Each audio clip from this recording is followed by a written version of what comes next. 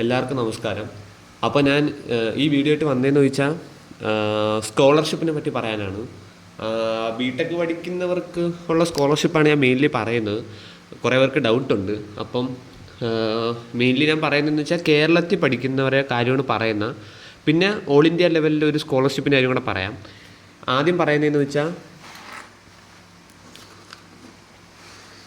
Grants എന്ന് പറയും. Grants എന്ന് പറയും. ഇത് കേരളത്തിൽ പഠിക്കുന്ന എല്ലാ കുട്ടികൾക്കും തരുന്നൊരു സ്കോളർഷിപ്പാണ് ഗ്രാൻസ്. ഇതാണ് പേര് സ്കോളർഷിപ്പിൻ്റെ. ഇത് കേരളത്തിൽ പഠിക്കുന്ന എല്ലാ ഡിഗ്രിയും, ഈ ബിടെക് മാത്രമല്ല ഏത് ഡിഗ്രിയും പഠിക്കുന്ന കേരളത്തിലെ ഇൻസ്റ്റിറ്റ്യൂഷനിൽ പഠിക്കുന്ന ഏതൊരു ഡിഗ്രി പഠിക്കുന്ന കുട്ടികൾക്കും തരുന്നതിന് ഗ്രാൻസ് എന്ന് പറയുന്നത്. അപ്പം ഗ്രാൻസ് ആണ് ഞാൻ മെയിൻലി എടുത്തേക്കുന്നത്. അപ്പോൾ ഗ്രാൻസിൻ്റെ ഒരു ക്രൈറ്റീരിയ എന്ന് പറയുമ്പം കുറേ ക്രൈറ്റീരിയ ഉണ്ട്. എന്ന് വെച്ചാൽ ഗ്രാൻസ് അപേക്ഷിക്കേണ്ടവർ ഒന്ന് കേരളത്തിൽ പഠിക്കുന്നതായിരിക്കണം.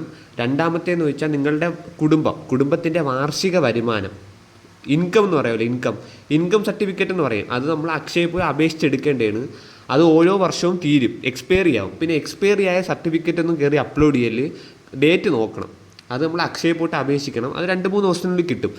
ഗ്രാൻസിൻ്റെ ക്രൈറ്റീരിയ പ്രകാരം നിങ്ങളുടെ വാർഷിക വരുമാനം എന്ന് പറയുന്നത്, എന്ന് വെച്ചാൽ ഇൻകം എന്ന് പറയുന്നത് 1 ലാക്സിനെ കാട്ടി താഴെ ആയിരിക്കണം. എന്ന് വെച്ചാൽ per year 1 lakh per year. ഒരു വർഷം 1 ലക്ഷമോ അതിൻ്റെ താഴെ ആയിരിക്കണം.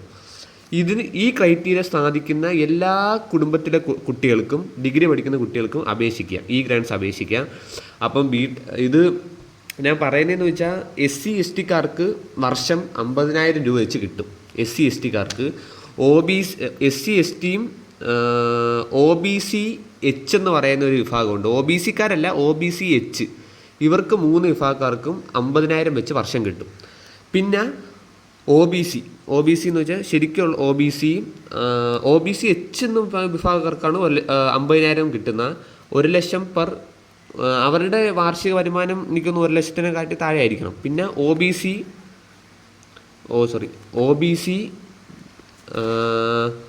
ജനറൽ, പിന്നെ ജനറൽ EWS, അവർക്ക് വർഷം 18 രൂപ വെച്ച് കിട്ടും. അപ്രോക്സിമേറ്റ്ലി 18ആണ്.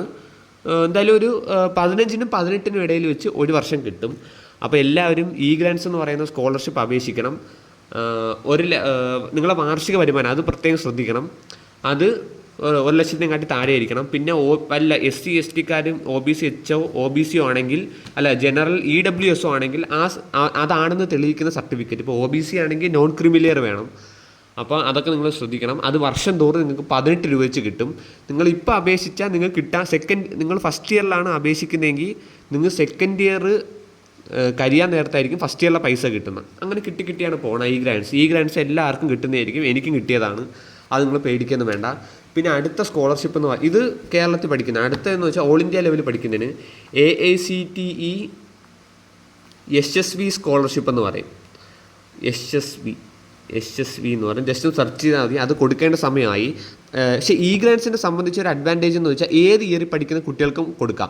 ഫസ്റ്റ് ഇയർ പഠിക്കുന്ന കുട്ടികൾക്ക് കൊടുക്കാം. സെക്കൻഡ് ഇയറിലായി അപ്പോഴാണ് നിങ്ങൾ അറിയുന്നത് സ്കോളർഷിപ്പിനെ പറ്റി. അപ്പോഴും കൊടുക്കാം. 3rd ഇയറിലും കൊടുക്കാം. 4th ഇയറിലും കൊടുക്കാം. പക്ഷേ നിങ്ങൾ സെക്കൻഡ് ഇയറിലാണ് കൊടുക്കുന്നതെങ്കിൽ സെക്കൻഡ് ഇയർ തൊട്ടുള്ള പൈസ കിട്ടുള്ളൂ. ഫസ്റ്റ് ഇയറിലെ പൈസ കിട്ടത്തില്ല. പക്ഷേ AICTE SSV സ്കോളർഷിപ്പ് ഒക്കെ ആണെങ്കിൽ നിങ്ങൾക്ക് ഫസ്റ്റ് ഇയറിൽ കയറപ്പോൾ തന്നെ കൊടുക്കണം. ഇപ്പോൾ നിങ്ങൾ 2026-27 ബാച്ചല്ലേ, അപ്പം തന്നെ കൊടുക്കണം. എന്ന് വെച്ചാൽ ഇപ്പം അതിൻ്റെ സമയമായി. AICTE SSV ഇത് നിങ്ങൾക്ക് 50,000 ഏത് വിഭാഗക്കാരും കിട്ടും. OBC ആണെങ്കിലും ജനറൽ ആണെങ്കിലും SC STക്കാർക്ക് 50,000 പെർ ഇയർ കിട്ടും.